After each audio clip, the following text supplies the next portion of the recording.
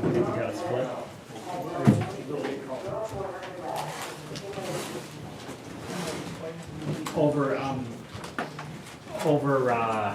What's called intensive services with Davis Behavioral Health, and that's part of our mobile crisis team. I've done a couple of presentations here, and some of the guys want to talk about that or move into that area. I'm happy to talk about that if you'd like. I'm also over what's called CIT, which is Crisis Intervention Team, through the state of Utah, and that's groups of people who work together, law enforcement, mental health, first responders. We work together to try to provide the best crisis response programs for people who are in mental health or substance use crises in the community. So I work with that group as well. In fact, yesterday we were just down in Provo doing a training. Next week we're up in Weber doing a training. Then we have in Tooele the first or second week in November. So that's a pretty active program as well. So I've done 2 of these. Anytime you have questions, if you want to jump in or ask questions, or if we want to deviate off of what we're talking about here, I have no problem with that. Just try to do the best I can in terms of representing. It's okay, it's happened all the time. Perfect timing, yeah. It actually didn't happen during the previous 2. So Really? it's interesting to, see people mobilizing. Okay, so anyways, Jillian asked me to come and present on, mental health things, and one of the areas I thought might be helpful, particularly with what she said about increased interaction with people with mental health conditions in crisis situations. I thought we'd talk just a little bit about a mindset or an attitude for you guys to have and approach these crisis situations, both with a level of understanding and confidence, and also maybe a strategy on how to do that and how to interact with folks. As I mentioned earlier, I do the CIT program, and I can see a shift in the industry. I can see really kind of the beginning phases of a shift in the industry where people in the community, clients or what we call consumers, that consumers are more invested or interested in having non-law enforcement presence when there's a crisis. And over the past, I'd say 8 years maybe, the behavioral health field has gone towards providing crisis services in the community, in people's homes, rather than having them come into the ER. And that started off with law enforcement and mental health kind of working together to do that. And it seems to be shifting away from law enforcement and moving toward fire. With this CIT program, I'm working with implementing a project with Salt Lake City Fire about how to team up social workers within their department and how to train their firefighters and paramedics in some de-escalation and CIT type approaches to these. So anyway, sorry about that. Okay, so what is a crisis, right? What is a crisis situation? Anybody want to take a shot at that? Just define what a crisis is when someone's in a crisis mode, when you're in a crisis mode. Not in the right state of mind. Not in the right state of mind. Exactly, okay? The way it's defined is a person is experiencing some sort of intolerable event or intolerable situation where their normal coping skills aren't able to resolve a situation and they're not in the right state of mind. They can't figure out themselves what can I do to deal with whatever crisis, whatever situation, whatever circumstances. I don't know what to do. I can't do anything. I don't know how to respond. I'm not in my right state of mind and I'm starting to fall apart, okay? What I'm going to talk to you guys about is, as you understand what a crisis is how do you best respond to that person to give us the outcome that we're looking for, or to be able to give us the best opportunity to have that person have success, okay? Oops. Crisis. Exactly. Okay, the first thing we're going to ask is, it's really about you. It's about your performance, it's about your self-awareness, okay? It's about what do I do, right? 1, 2, 3, 4, 5, 6, 7, 8, 9, 10. We have 11 people, 12 with Roxanne. We got 12 people in this room. Everybody has a different brain, a different makeup, a different thought process, individual differences, right? Everybody's different. Well, it's important to know your own tendencies and how you would respond in a normal crisis situation when that's presented to you. Are you a person that runs towards that and embraces it and asserts yourself as part of that process, and you represent, your profession? And I take control. I'm gonna be a problem solver. I'm gonna be really active and assertive. Take initiative. Or are you one, when you see a crisis situation, to say, you know what? I'm one more likely to kind of step back, observe things, take in all the information, let things unfold, maybe organically evolve as part of the process, and I'm more like that, okay? Neither one is good nor bad, right nor wrong. It's about what are my own personal tendencies when there is a situation that has elevated emotion and elevated energy and adrenaline. What do I do as a person? How do I respond to that, okay? So know that about yourself, okay? When you approach a crisis situation, recognize it and don't immediately react. And that can be hard to do. And we're gonna see a video clip about what happens to ourselves when we feel like we're in a situation of crisis, a situation of potential danger, high level of emotion. It's hard not to react because that's the way we're programmed as human beings. But my thought would be, and my guidance to you would be, slow yourself down, maybe take a deep breath, okay? Ready? Slow yourself down. Make sure that you feel composed to the best of your abilities. Professionally, you guys provide a really critical service to a lot of people who are in a very compromised or critical situation. That's going to automatically elevate parts of your brain. Try to slow that down, okay? Self-talk is really important, okay?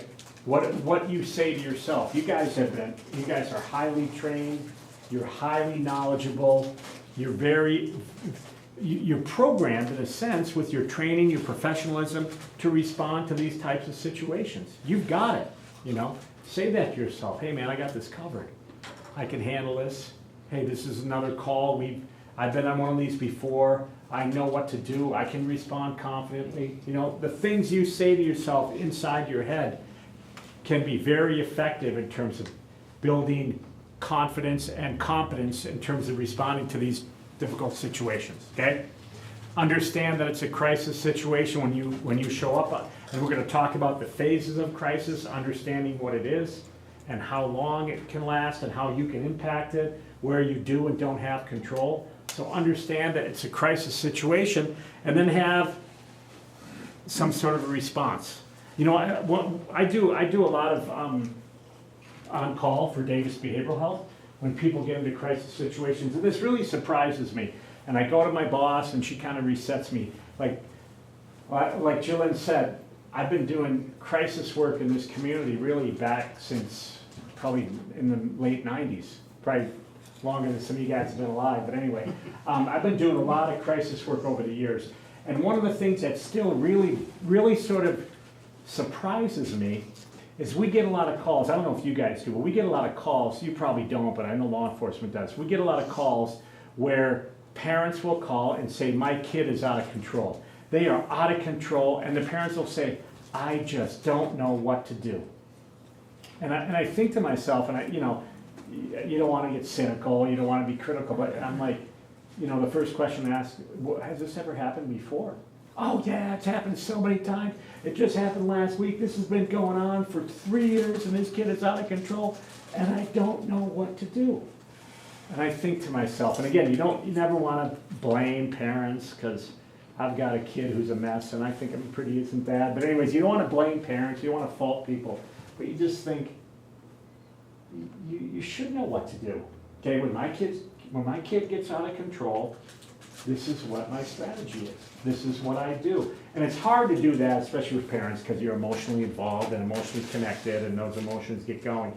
But emotions can throw us off in terms of our thinking and our behavior, okay? So, anyways, getting back to what we were talking about here, have a strategy.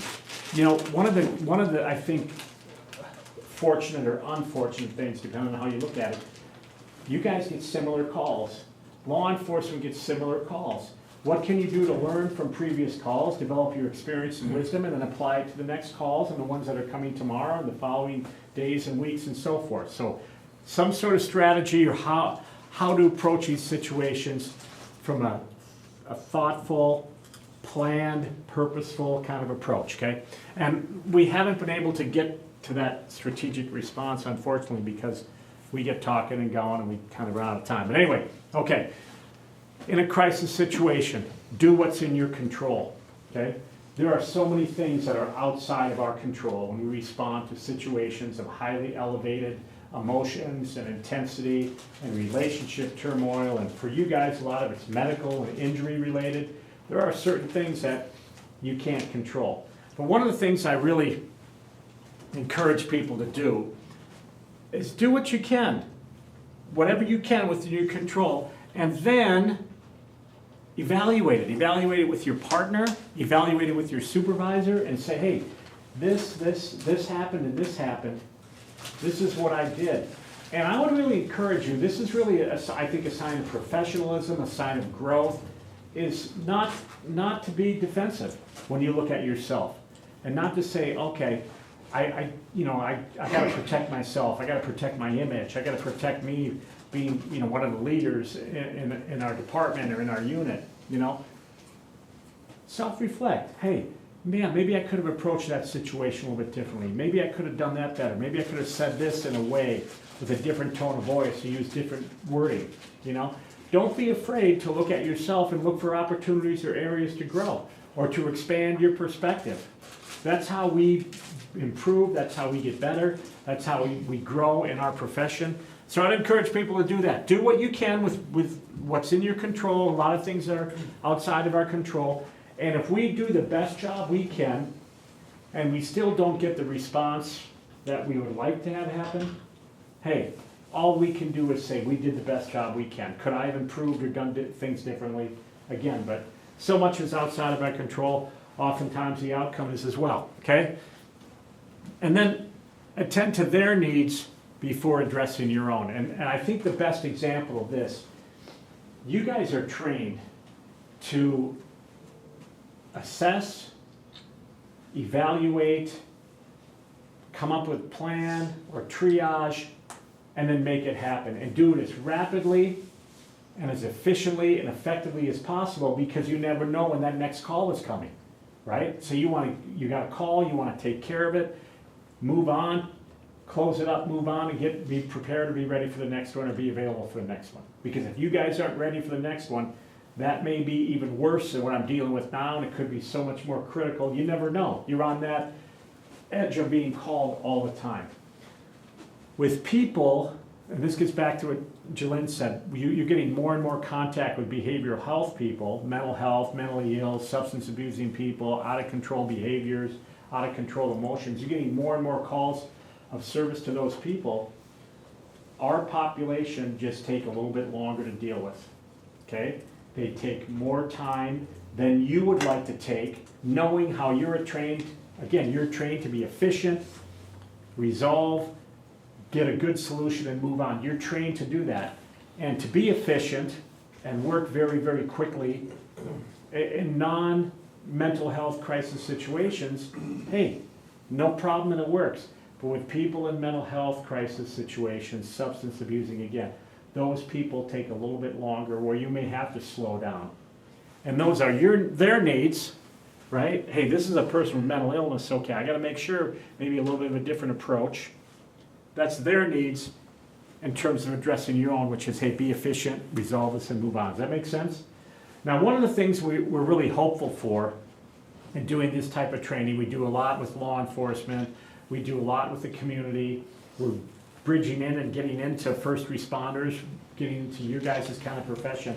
One of the things we really hope for is that this type of training can help you professionally. I think it can help personally as well in terms of, I think of my wife and sometimes the conflicts we get in, and I try to use some of these skills, but anyway, it helps you professionally, personally. It essentially keeps you off of the internet. It keeps you off of going viral, and it keeps you with your career, continue to progress and move forward. And I'm gonna show a clip of a situation, and actually the Salt Lake Fire Chief told me about this clip.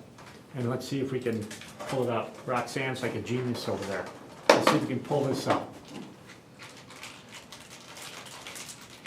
Punch after punch. The video lasts about 40 seconds. You see the patient identified in the police report as Antonio Cruz, brought into the ER at JMH after consuming cocaine and heroin. The police report says he was agitated and screaming to the rescue personnel. And The here's the video has no paramedic. audio, This guy's but a you can see the paramedic. moment when, according to the report, Cruz spits in the direction of the firefighter's face. And that's when the firefighter starts swinging, punching the handcuffed man multiple times while coworkers try to stop him. That firefighter, identified as Lieutenant Robert Webster. Webster has been in the news before. Back in 2019, he spoke to NBC6's Jawan Strader after he found nooses hanging over his family pictures at the fire station. I want justice.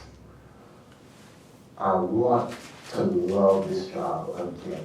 Webster now has his job on hold, according to the City of Miami Department of Fire Rescue, which sent us a statement saying, when this incident occurred, the individual was immediately relieved of duty. Our department is conducting an administrative investigation while this individual remains in a relieved of duty status. Webster responding to the incident today, saying he has no regrets, going on to tell NBC6, if he never knew the consequence of spitting in a grown man's face, then consider my actions public education and the video a PSA. Thanks for watching our YouTube channel. Follow today's top stories and breaking news. Thank you for that, Roxanne, thank you. So, one of the things that I've noticed over the years, I'm originally from Minneapolis, St. Paul.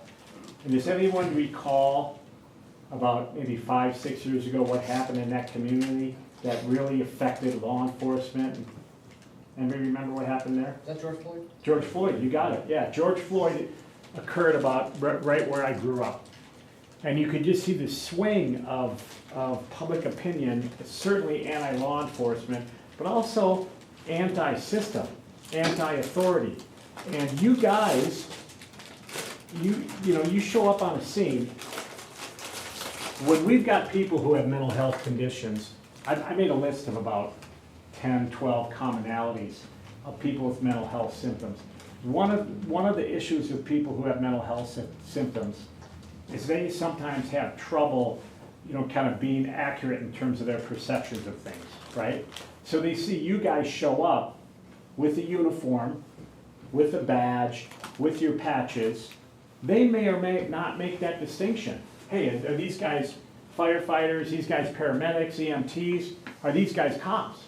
And I could see our population, again, mentally ill, substance use population, who are in crisis, to not be able to make that distinction. So you guys show up already on the scene, even though you come as a helpful, extension of healthcare, medical care. They may see you as a cop. Oh, look at that badge. You might be a bad guy, okay? Again, be aware of our population may not perceive things accurately.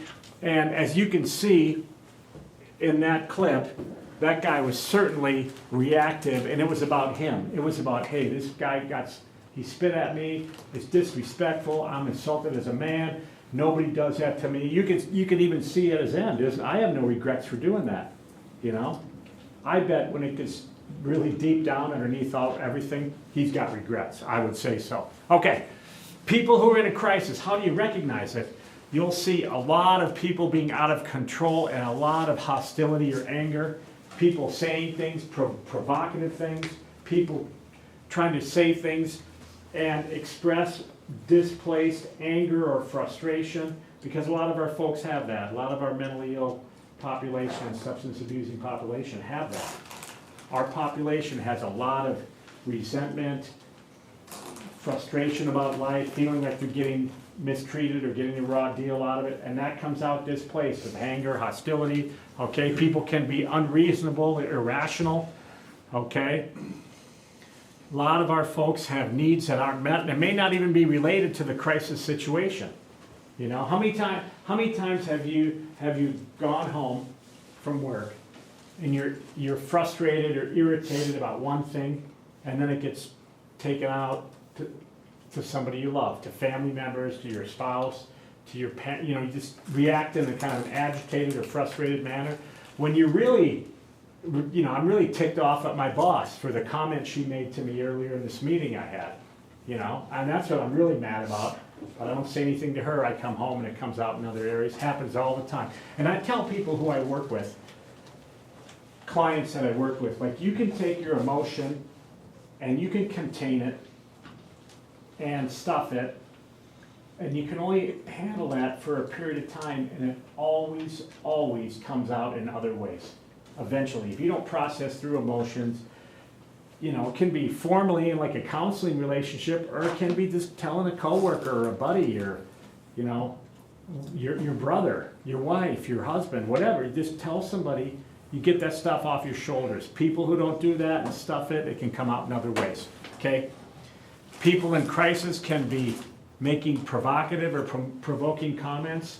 And, a lot of our folks, I remember when I first came here, this was probably, I did an internship in Denver in '96, went to the University of Minnesota Medical School in '97, and I came here in '98.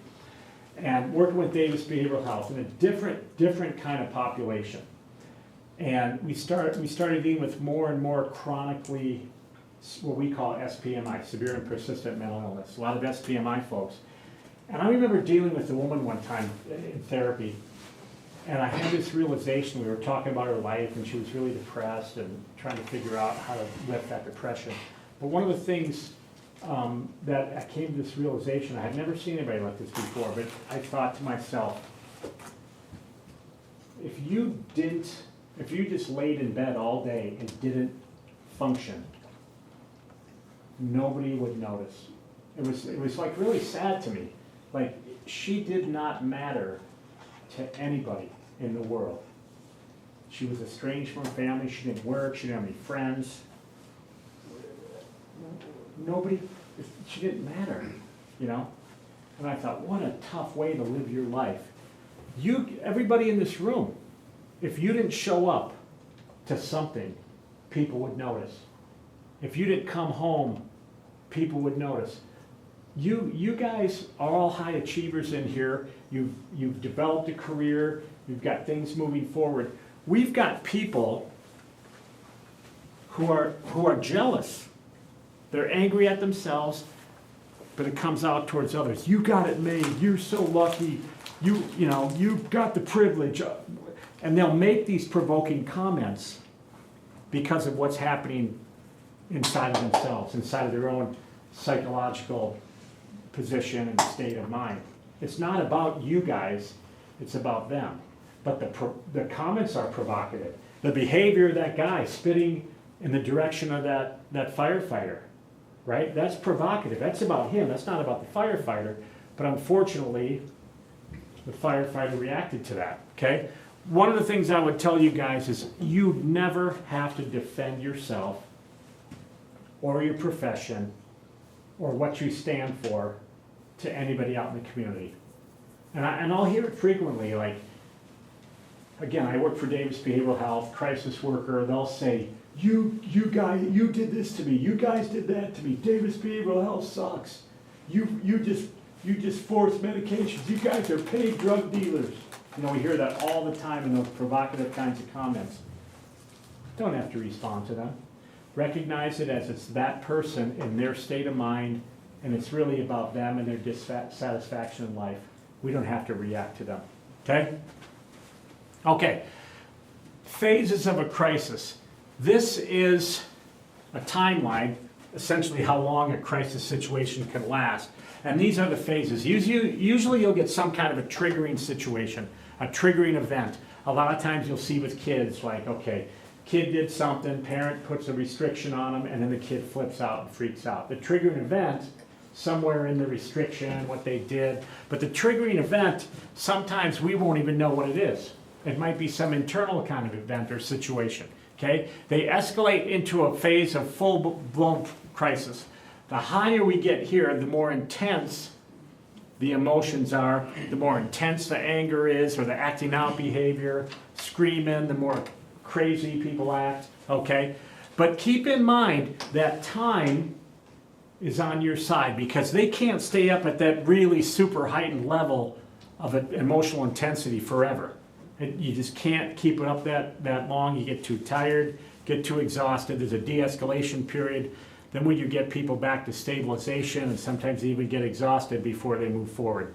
The goal of this kind of approach, this, hey, de-escalation, what do I do to respond to these people? The goal is really either to try to limit or impact, I shouldn't say limit, impact how intense the situation gets.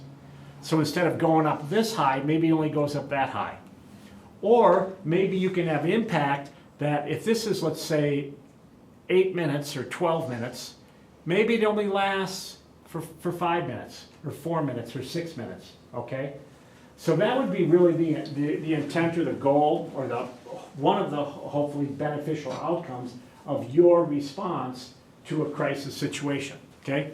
Limit how intense it gets, or maybe try to do what you can to impact it where it becomes a little bit shorter, okay? I'm gonna show you a video of what we call a crisis mindset.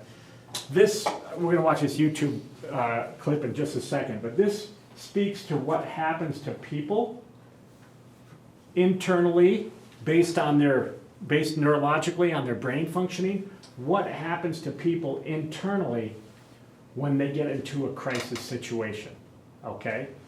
A threatening situation, real or perceived. They feel threatened. What happens in their brain? Consequently, what could be happening in your brain when you get into a highly elevated kind of event, okay?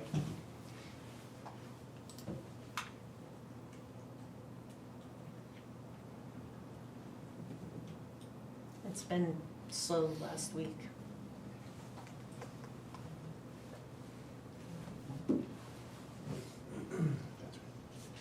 Again, your brain, the different areas of functioning within your brain, and where you function brain-wise when you're in a crisis situation.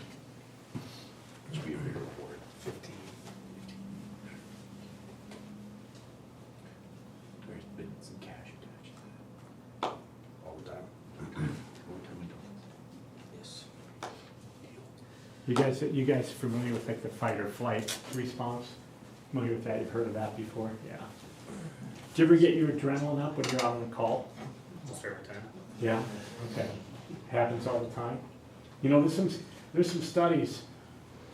I can't quote them like specifically, but there's some studies that say if you're kind of functioning always, like you said, every time, on that high level alert, where your brain, your adrenaline is kind of always up there or on high level, or you're waiting for that response to kick in. Most people have no clue that in 2023, the Have a best good way to make try money to on relax Amazon or is not because of the depress, product. you're not working. There's a lot of studies about Amazon's other that. company, Something called the triune brain theory. Okay, here it Made is. popular by P.O. Bean. In the triune brain theory, certain things happen to us when we face stress, when we get scared, when we face adversity. We literally have chemical changes in our body. So part of this thing that says I am hijacked is because literally when I have high adrenaline and low oxytocin and high cortisol, I'm a certain way. I'm just a certain way. I can't get it out of my system, right? So you're right. Once it takes over, you are hijacked. But what all the studies say is that there's a point before that happens that we can regain a skill or learn a skill so we can learn to regulate anymore. Okay? So let me break down the triune brain theory real quick. Front part of our brain is the neocortex. This is where we're rational, creative, analytic, linguistic. Okay? It's where we think of socially appropriate and inappropriate behaviors. It's the understanding of time. Huge concept, understanding of time. All rests here. Limbic brain is the blue part of our brain, and that's the part of our brain where our emotions lie. This is about reproducing the species. What do you do in the face of danger? Do you go towards danger? Do you go away from danger? Or do you freeze in the face of danger? Okay? All of these have different functions. They have different blood supplies. And you can tell, because what they can measure is brainwave production. We have alpha, theta, beta, and delta waves, so we can put little scans on our brain, little nodes on our head, we can actually see it. But also, we can look at blood flow. So what they'll do is they'll give you an injection of a very light radioactive substance, and they'll do a SPECT scan. And the SPECT scan allows us to see a movie of our brain in action. So they give you this thing, and then they say, here, do a math problem. Now look at pictures of 9/11, and now look at pictures of a baby. And they can watch patterns in the brain and see how it responds. That's the foundation for this work. So what happens under stress? Danger comes in, we get less blood supply to the front part of our brain. We get more blood supply to the back parts of our brain. If this is intelligence, in the face of adversity and threat, we get less intelligent and more emotional and more reactive. It's how we're designed. It's a perfectly normal function. Okay? There's nothing broken in that model. Here's where it comes from, early on. I'm walking through the jungle and I look down and I go, tiger footprint. It's not a good thing for me to do anything except be emotional and go, where's the tiger, and get out of danger. This is slow, this is fast. 1.3 seconds, less than 9/10 of a second, 0.09. Very, very, very fast. Moderately slow, okay? So if I go tiger footprint, Abyssinian tiger, Sumatran tiger, Bengal tiger, I'm history. But if I stay in the back part of my brain, and I don't think, I just move and act, I'll probably survive, and then those genes will be passed on, okay? Intelligence, another way to put this is wisdom, nonverbal wisdom, and the 4 F's, fight, flight, freeze, and reproduction. And under threat, we get less intelligent and more emotional and more reactive. Okay? You ever been in a fight with a loved one? And all of a sudden it comes out of your mouth, blip, and you go, I can't believe I just said that. Right? Why? There's a social inhibition function that happens right here, part of the brain. First thing to go offline. First thing to go offline, concept of time and social inhibitions. Okay? We do things we wouldn't normally do when we're stressed out. I'm about to cash this So he check really, from Rocky Mountain he Power really for talks about almost what $3,000. happens physiologically, what happens in our brains when we get into a crisis, emotionally intense kind of situation. That's what he's talking about.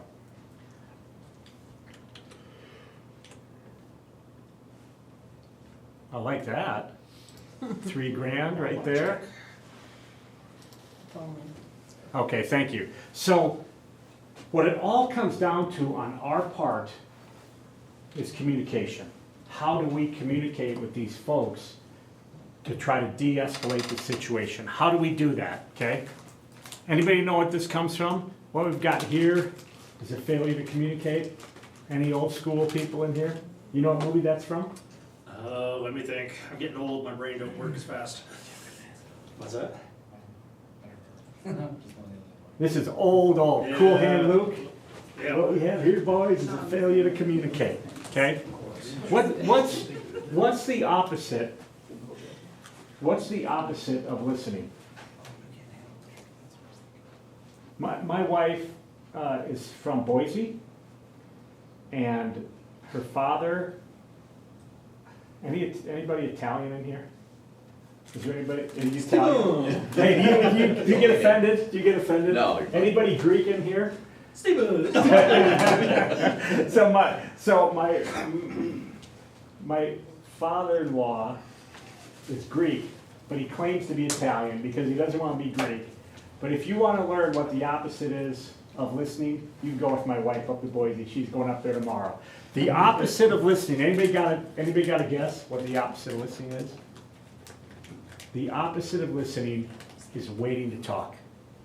And how many times, if you ever pay attention, you ask somebody a question, and their response is whatever the hell they want to say back to you. It's not about answering your question, it's whatever they want to say.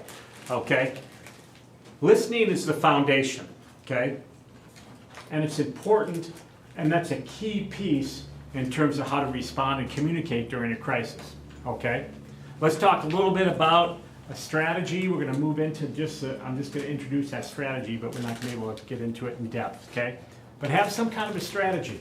Again, we're getting more and more calls, behavioral health related.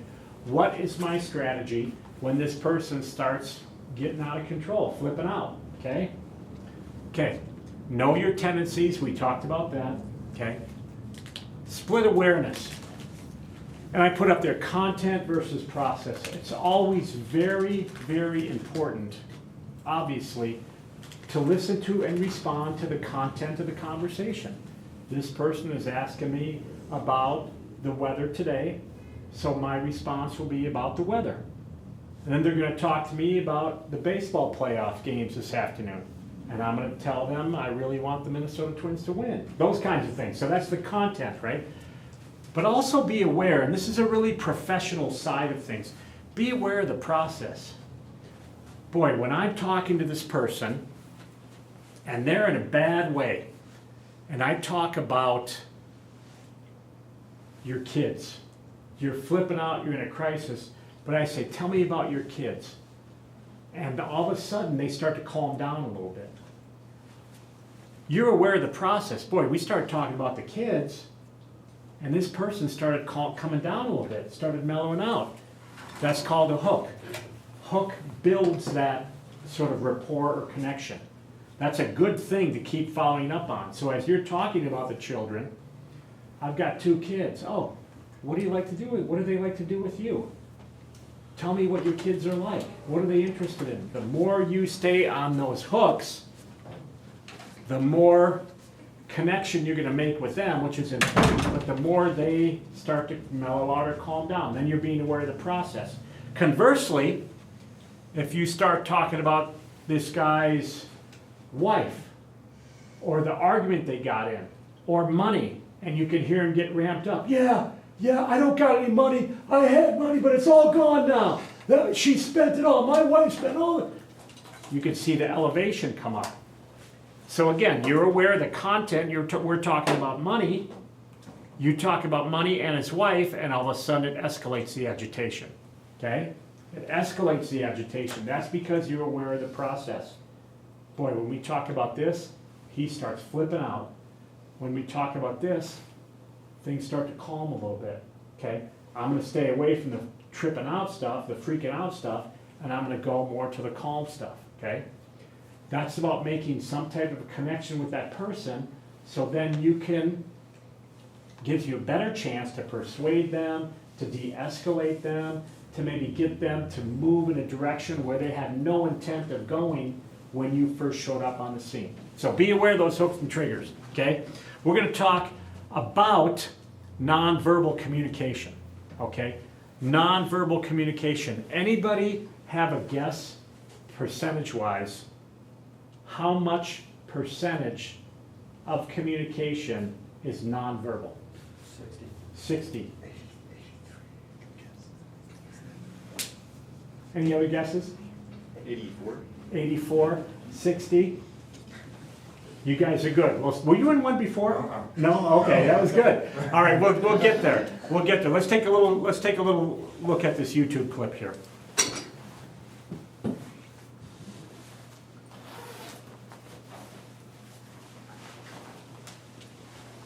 $84 and $60.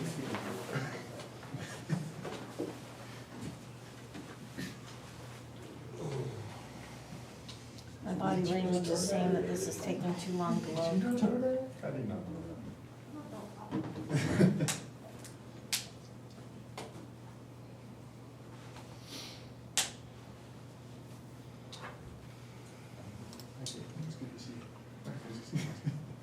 It's just, there's all this pressure, you know? And sometimes it feels like it's right up on me, and I can just feel it, like literally feel it in my head, and it's relentless, and I don't know if it's gonna stop. I mean, that's the thing that scares me most, is that I don't know if it's ever gonna stop. Yeah. Well, you do have a nail in your head. It is not about the nail.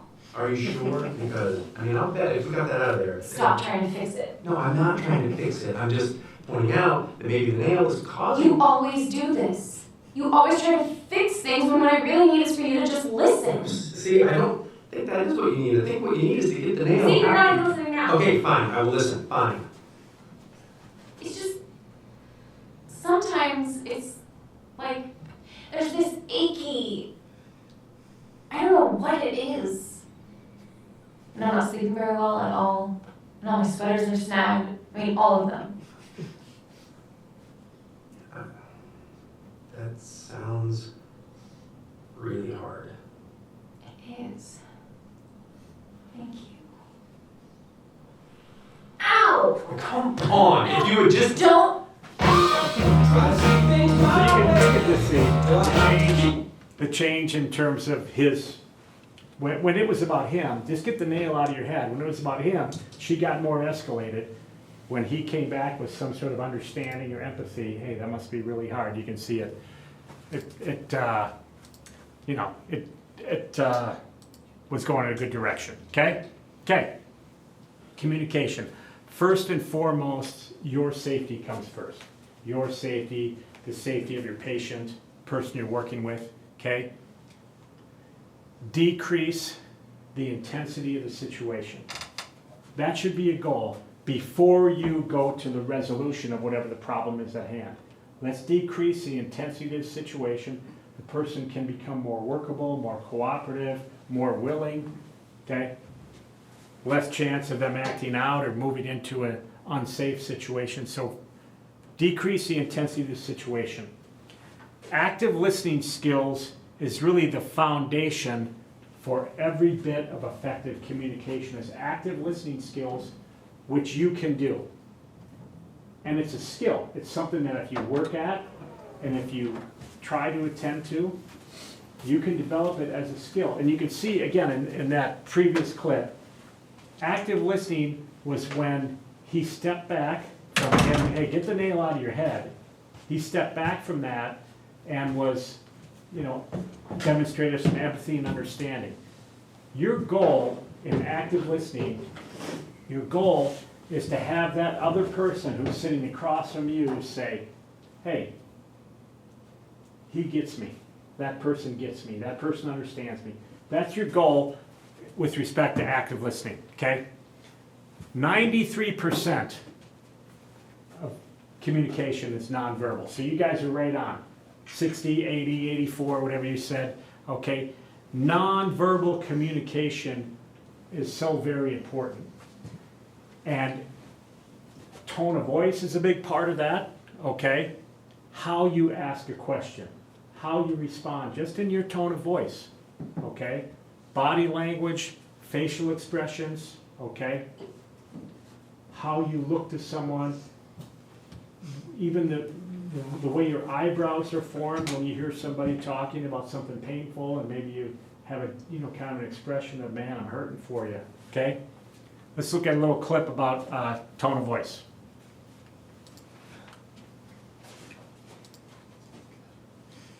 Stop poop can make thin women feel plus sized. To have the best poop of your life, you don't eat fiber. Sorry about that. And being married is also something, never imagined it, love it, wonderful thing. I love my wife, she's the most wonderful girl in the world. But there are certain things. What is the problems with the male and the female living together in the house? The big problem that I see, and I think a lot of men in the audience will understand this, if you live with a woman, the problem is a tone of voice problem. When I was single, I was unaware that I have many different tones. I have since learned that not only are there many different tones, I am often speaking in the incorrect tone.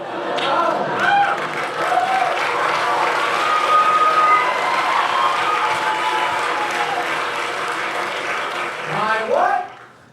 Your tone. My tone? Yes, your tone. What tone? That tone. Is it too high, too low, too sharp, too flat? I don't like that tone. better change your tone. Now, the male tone does change over the course of the relationship. In the beginning, when the male initially pursues the female, we tend to have our voice higher, don't we, in the beginning? You know, we tend to talk like this because it sounds a little more vulnerable, a little sweet. And, you know, Chinese food every time sounds great. So we can take it time and go for a walk.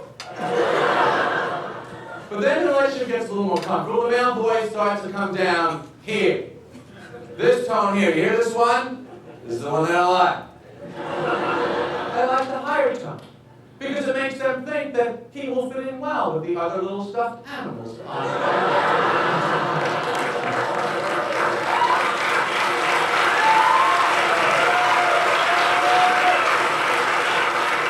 My actual speaking voice that I am using right now to communicate with you is not welcome in my house. If I was to walk into my house and go, all right, I gotta get something to eat. Any guy I know would say, fine, what do you feel like? And a woman will say, why are you yelling at me? The woman's tone also changes in the relationship. Once the couple is fully enclosed into the bowels of the relationship. Bowels might not be the perfect word. But when I mean you're into it, the arguments will happen, and in the argument, the woman's tone, all women, and when I say all women, I mean all women, will find it necessary to imitate the speech of the man. And they will always make it like, you say, you, or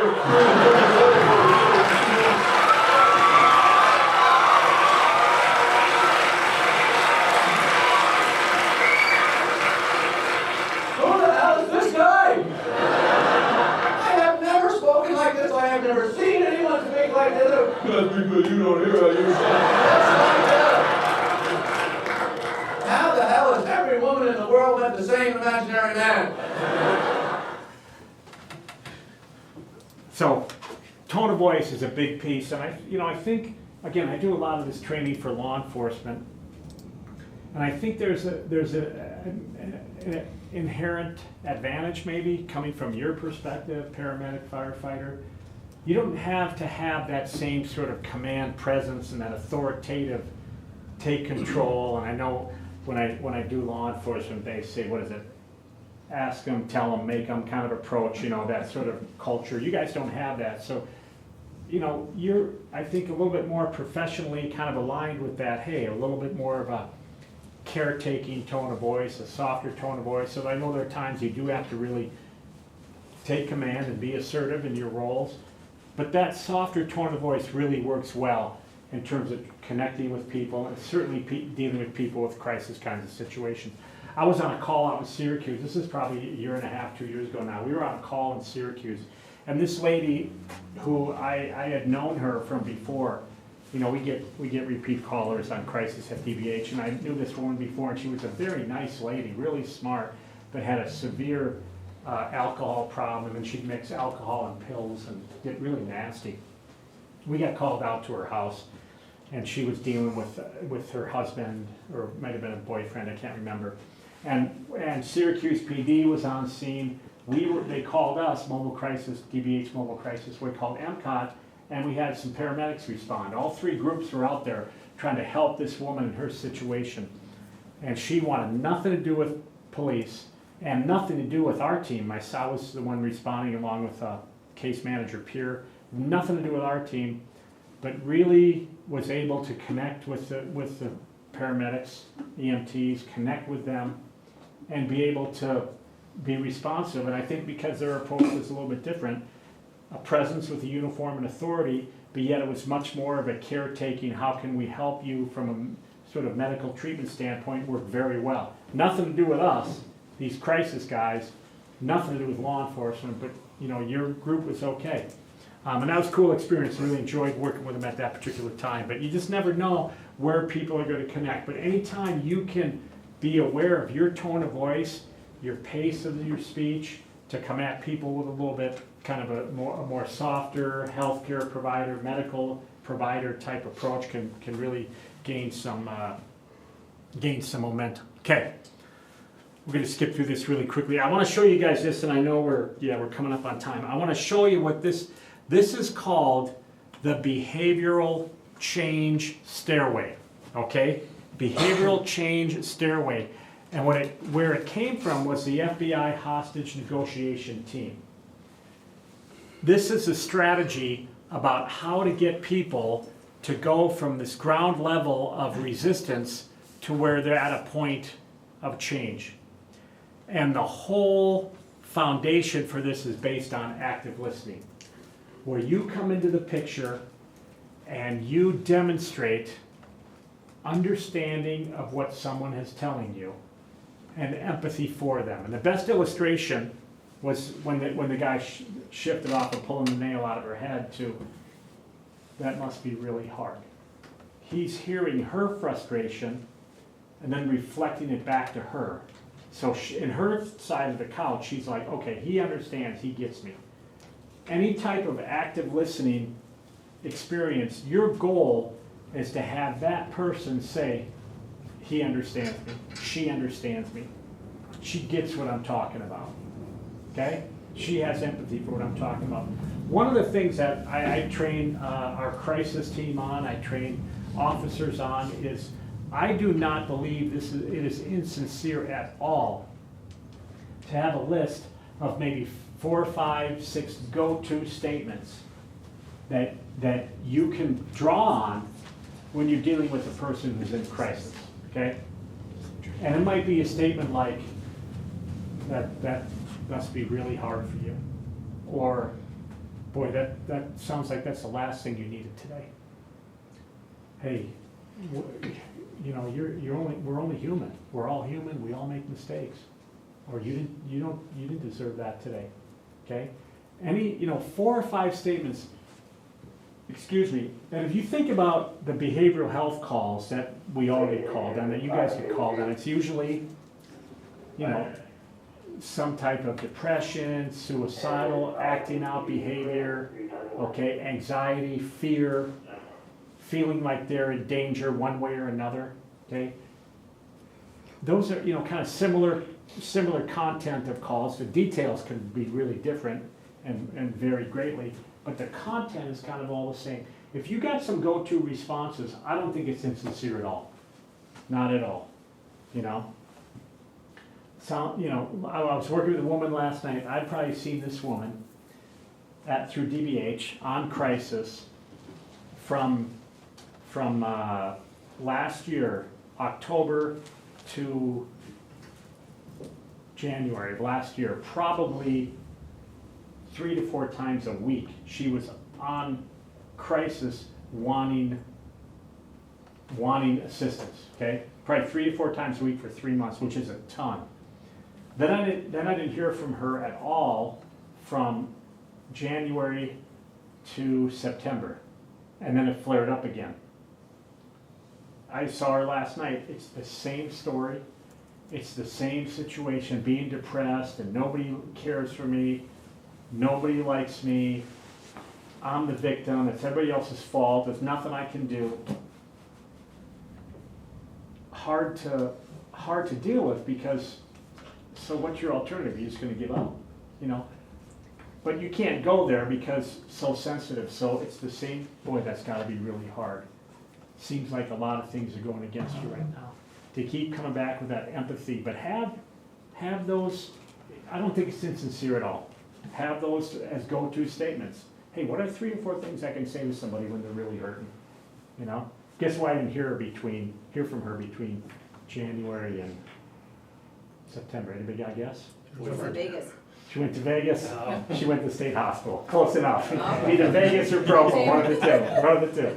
So I would encourage you, in your personal life,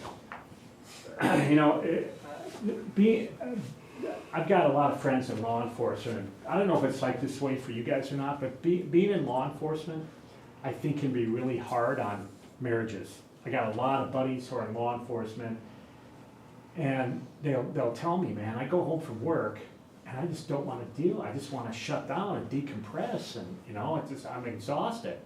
And I get home, and then my wife wants to talk to me, I'm coming at this from a husband standpoint, because I mostly, I talk to guys about this, but my wife wants to talk to me, I just don't have the energy. And I'll tell these guys, hey, just go home and try to practice this active listening. Go home and just say, hey, tell me what was going on today. Well, this happened and this happened and this happened. What can you say back that's a productive response? Hey, thanks for carrying the load at home. I really appreciate that. Hey, that's good. Man, that's gotta be hard. Can we get you a break? Something like that. But active listening is really a skill. It's a skill that can be developed.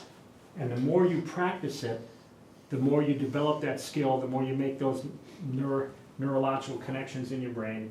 But I'd encourage you to go home and do that. Practice active listening with somebody that you're close to, where your goal is, I want to hear what you say and I want to understand what you're talking about, because it'll really help you in dealing with our kind of population of people in crisis situations. And that's the foundation for this behavioral change stairway. So, okay? Any questions? Any questions about this stuff, or any questions related to DBH, mobile crisis, how to respond in the community, what resources are available? You got something? Or? Yeah, what's the phone number for the MCOT? Yeah, so I'm going to tell you something that could get me into trouble. The best number in Davis County to call is 801-779-3001.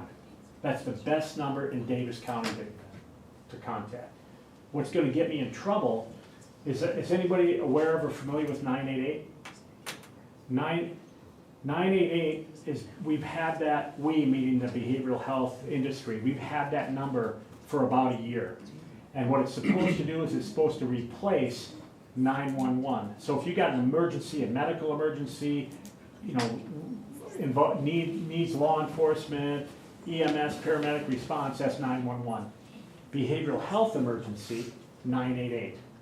And we teach our communities about that. 988, what happens if people in the community dial 988 is it actually goes down to the Huntsman Institute in Salt Lake. It's answered by somebody there who doesn't know Davis Behavioral Health, Davis County, doesn't know our services, doesn't know our crisis team. We don't know them. So if they call 988, all they're going to do is gather information and then call us at DBH, our crisis team, who then calls the patient back, and then the patient has to tell their story all over again. So they have to do it twice. So the politically correct answer is 988, or the one I gave you. The best answer for our community, in my opinion, is 801-779-3001. It's answered by a Davis Behavioral Health employee who says, let me get you to the crisis worker. They contact us directly, and we get in touch with that patient. They only have to tell their story once. Cuts down on time and responsiveness. And a lot of times we know the clients who are calling too, we know pretty well. So, anything else? Do you guys know about our receiving center real quickly? Know about our receiving center right by Davis Hospital and the Davis Behavioral Health campus? You can bring anyone there. If they're in a behavioral health crisis or a crisis of intoxication, you can bring people there. The drop-off, called the receiving center, the drop-off strategies to try to get you guys out of there as quickly as possible and back into the community, available for others. Okay, that's 24/7. It's located on the Davis Behavioral Health campus in Layton. What are some limitations with patients and stuff? Like you said, intoxicated. Yeah. Low level or Yeah. talking intoxication. They have to be ambulatory. Like if they're so wasted they can't even walk, that would be an ER move. If they're on a pink sheet status, that would be an ER move. Okay. Do the police department bring people directly to you guys? Mm-hmm. Yeah. I don't believe, Lance, you can help with that. We're approved to do that. I think we still have to go through the ERs. Oh, okay. I think we can directly drop off scene calls. Yeah, we have to drop them off at the yard, but if we're on scene, we can call MCOT out. Yeah. Is that your policy that you would bring them to ER? Is that your policy? Yeah, Okay. yeah, and Okay. as a fire department. I think PD can take them directly. Yeah, PD can, but we can't. PD can, but you guys can't? Okay. So you guys, Yeah. are you Thank guys you the same for one that. that was in Farmington? Yeah, same thing. We just moved it up here. Just moved it here. Yeah, we moved it up here to Layton. A little bit larger area for the patients, a little bit larger. And actually it started, we had a sprinkler flood internally. Sprinkler pipe broke, and then like in spring or something, it wasn't even because of cold weather. The sprinkler pipe broke and then flooded it, so we had to temporarily move it up here, and we were gonna try to staff both of them, that one for the south end, but we can't find staff. You guys short staff? Yes. You guys as well, yeah, every place is, every place. Can I get that number one more time? The 779? Yeah, 3001, 801-779-3001. And that's a direct line? That's a direct line to for crisis, 24/7. So if if we you roll up on an emergency scene, they're having a crisis, we can call for Yeah, help. just say, hey, can I get the crisis team or the mobile crisis or MCOT or crisis worker? If you ask the dispatch too and tell me you need that, page them out for you. Yeah, yeah. And our team, that response is, we're designed to have 24/7 response. Sometimes we can't execute it if we've got things piled up, because there are times when our MCOT team, mobile crisis team, will have some depth to it, 3 teams on at one time. Other times we'll only have 1 team on, usually graveyard, some evenings. So that might be something you wanna ask dispatch too, is if you're calling for MCOT, say, get ETA force. Yeah, exactly, exactly. There are times too that we'll tell law enforcement about pink sheets, that our crisis team is much more liberal or willing to complete a pink sheet when maybe law enforcement feels more confined. And to me, we look at that as trying to be of value to those departments, because law enforcement has such a focus on them, and people are always wanting to try to provoke them and get them into, difficult situations and get the officers to react and become physical and those kinds of things. And much more, people want to sue law enforcement, not like, we don't have that same sort of negative perspective in the community. So we'll be more liberal or willing to complete pink sheets maybe when law enforcement doesn't feel comfortable. I think there's some misconceptions too. Pink sheets don't always mean a 72-hour hold, You're right. right? So Perfect. it could be Evaluation, right? just to Perfect, yep. force them to become evaluated, and maybe they go on a plan, a treatment plan. Yeah. Different stuff like that. Yeah, sometimes in my opinion, sometimes it's effective, and I think sometimes it's not. But yeah, you're exactly right, and the community should know that the pink sheet, really what the pink sheet does is it gets somebody from outside of a hospital setting to inside of a hospital setting to be evaluated about being placed in the hospital. Doesn't mean they're going to be. Good call by you. Yeah, good call. Anything else? Okay, appreciate you guys, and thank you for your attention and the questions and conversation. That's when it goes the best, when you guys are asking questions and talking to each other. So, thank you. Appreciate it. So as far as like our calls, and then we called like David's crisis, we have some wait on some. Hi, how are you? Or go through the avenue of police process and say,